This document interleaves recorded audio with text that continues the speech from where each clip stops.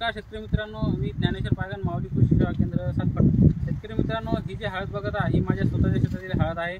या हळदीला जवळपास 27 मेची लागवड होती आणि या हळदीला जवळपास 115 ते 120 दिवस झालेले आहेत. शेतकरी मित्रांनो, तुम्ही बघू शकता आता जवळपास म्हणजे खांद्या तेवढी आता हळद तयार झालेली आहे आणि याच्यामध्ये असा प्रॉब्लेम आला आहे की आता स्प्रे कोणता घ्यायचा.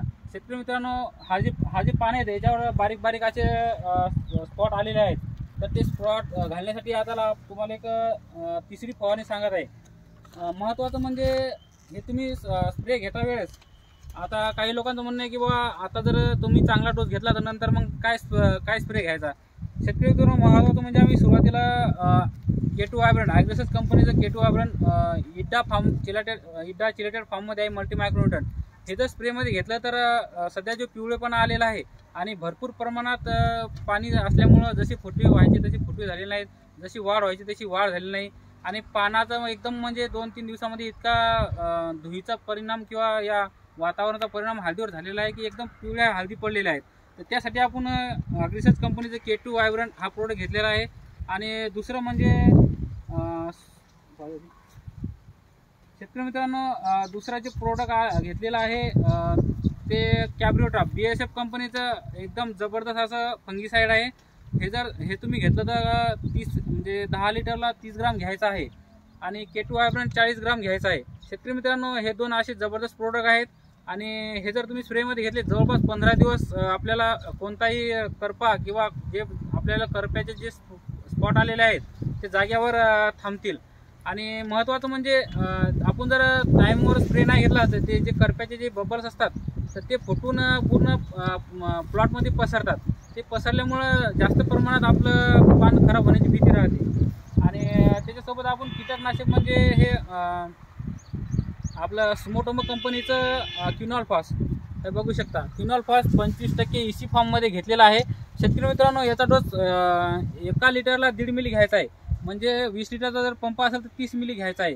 आणि खूप जबरदस्त कंदमाशी यानं जवळपास डायरेक्ट खाली पडून जाते. आता मी याला स्प्रे घेतला होता तर कंदमाशा खाली पडलेल्या दिसल्या मला, कारण भरपूर प्रमाणात याच्यावर कंदमाशीचा अटॅक होता.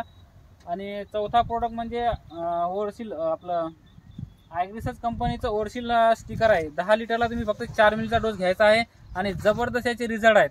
कारण पूर्ण तुम्ही जेव्हा स्प्रे घेता तो पूर्ण पानामध्ये स्प्रे गेला पाहिजे. शेतकरी मित्रांनो, हे जे 4 प्रोडक्ट तुम्ही घेतलेले आहेत, पहिला जे म्हणजे K2 वायब्रंट ॲग्रेसेस कंपनीचा जबरदस्त मल्टी मायक्रोन्यूटन आहे, इड्डा फार्म चिलेटेड फॉर्ममध्ये आहे. दुसरा म्हणजे कॅब्रिओट्रॉप BASF कंपनीचं कॅब्रिओट्रॉप आहे. हेच तुम्हाला स्प्रेमध्ये घ्यायचं आहे. तुम्हाला जर भरपूर करपा असेल किंवा त्याचे तुम्हाला करप्याचे डॉट्स वगैरे पानावर आले असतील तर, आणि फक्त तुम्हाला स्मोटोमो कंपनीचं किंवा सिजेंटा कंपनीचं क्विनॉल-फॉस घ्यायचं आहे. कारण दुसरे जर तुम्ही प्रोफिक सुपर वगैरे जर घेतलं तर पानं पिवळं पडून कडक होण्याची भीती राहते, त्याच्यामुळे आपल्याला नुकसान होऊ शकते. हे जर घेतलं तर याचं पण प्रमाण जर तुम्ही जास्त घेतलं तर त्याच्यामुळे लाल प्रकारचे चिटके आपल्या पानावर पडतात आणि आपलं पान थोडं कडक होते. तर तुम्हाला दाखवू शकतो की याचा परिणाम म्हणजे जास्त जर तुम्ही क्विनॉल-फॉस घेतलं म्हणजे 30 मिली जागा 50 मिली घेतलं तर दाखवा सर. हे बघा, 30 ml जागा जर 50 ml जर तुम्ही घेतलं तर या प्रकारे असं लाल उमटते आणि शेतकऱ्यांना नंतर म्हणजे कळत नाही की बा हे कशामुळे झालं, काय झालं. म्हणजे कोणतीही जेवढं तुम्हाला डोस दुकानदाराने सांगितलं तेवढा डोस घ्यायचा असते. जास्त प्रमाणात जर तुम्ही घेतला तर जळण्याचे प्रमाण किंवा कडक होण्याचे प्रमाण दिसतात. धन्यवाद.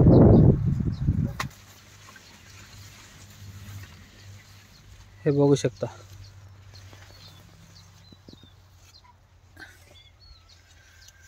एकदम बघायसारखा प्लॉट झालेला आहे शेतकरी मित्रांनो.